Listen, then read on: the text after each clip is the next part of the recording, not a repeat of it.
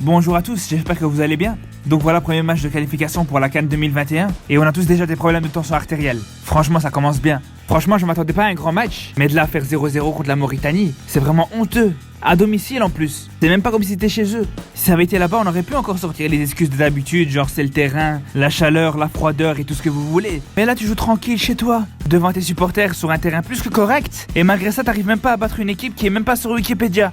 Voilà, de leur faute, je recommence à manquer de respect. Non mais sérieusement, avec tout le respect que j'ai pour la Mauritanie, le Maroc est censé gagner ce match sans problème. Mais bon, du coup, comme d'habitude, je vais analyser ce match en 5 points. Et si tu connais pas cette habitude, ça veut dire que t'as raté plusieurs de mes vidéos. Et ça parce que t'étais pas abonné. Donc ce qu'on va faire, c'est que je t'envoie le générique. Comme ça, t'as tout juste le temps de cliquer sur ce bouton en dessous de la vidéo.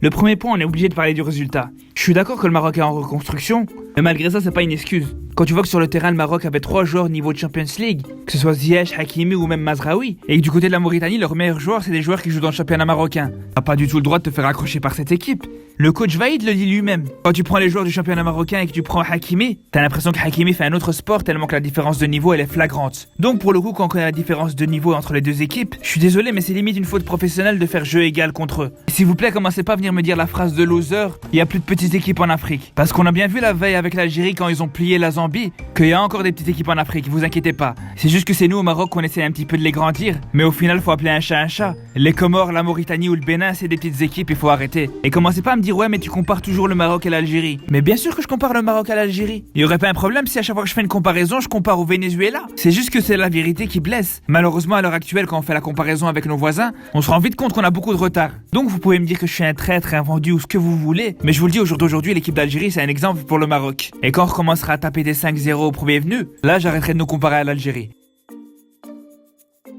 Ensuite, le deuxième point que je voulais aborder, c'est Ziyech. Ce mec, c'est vraiment une énigme. J'ai l'impression qu'il se fout vraiment de nous. La semaine passée, il t'a bouffé du Chelsea au petit déjeuner en Champions League. Et là, maintenant qu'il joue avec le Maroc, il te fait encore des bails de ch'tir à côté du ballon. Non, mais franchement, là, j'arrive plus à comprendre. Et là, on est même plus dans la tactique. C'est plus un entraîneur qu'il lui faut. Ramenez-lui Dumbledore, parce que là, on est dans des bails sombres. Et franchement, pourtant, il y a tout pour le mettre en condition. Il a le soutien du public. Il a la confiance du coach qui lui a carrément donné le brassard de capitaine.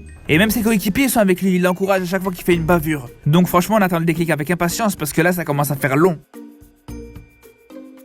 Ensuite, le problème des attaquants de pointe, on en parle ou pas? Dans ce match, il y a 4 purs neufs qui ont joué, dont 3 qui étaient sur le terrain en même temps. Et ils ont tous été mauvais les uns que les autres. La meilleure action, c'est celle avec l'Arabi et l'Al-Lewi. C'est dommage que je peux pas vous mettre la vidéo à cause des droits d'auteur. Et juste quand vous voyez cette image, comment je vais expliquer à mes enfants que les deux joueurs ont tiré l'un après l'autre et ils ont tous les deux ratés? Bref, faut vraiment faire quelque chose. Et si vous voulez mon avis, ça sert à rien d'empiler les neufs les uns à la suite des autres. De toute façon, ils sont tous plus ou moins le même niveau. Pour moi, il faut juste en choisir un et le garder, parce que même s'il sera nul, au moins il sera en confiance.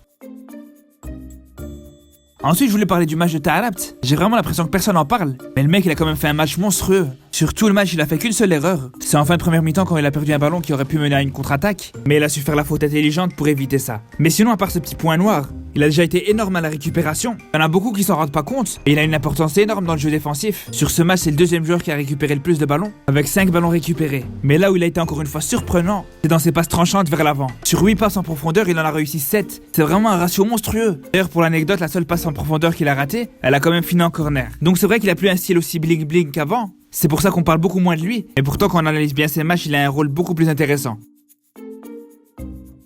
Enfin, pour terminer sur une note positive sur ce match, je pense que l'avantage c'est qu'il y a quand même une équipe type qui est en train de se former. À charnière, ça y est, c'est Abdelhamid qui devrait plus bouger. Pareil pour les latéraux avec Mazraoui et Hakimi. Ou encore en attaque avec les incontournables Amrabat et Ziyech. Et bien sûr au milieu avec Sofiane Amrabat et Taarabt, qui sont les nouveaux L'Ahmadi et Boussoufa. C'est pareil pour le petit Amala, s'il confirme, il pourra largement se faire sa place dans ce milieu de terrain. Parce que sur ce match, il a pas été mauvais du tout. Avec ses quelques fulgurances par à coup, il a vraiment fait une prestation encourageante. Donc voilà, merci d'avoir regardé cette vidéo. On se retrouve la semaine prochaine pour une nouvelle analyse. D'ici là, portez-vous bien.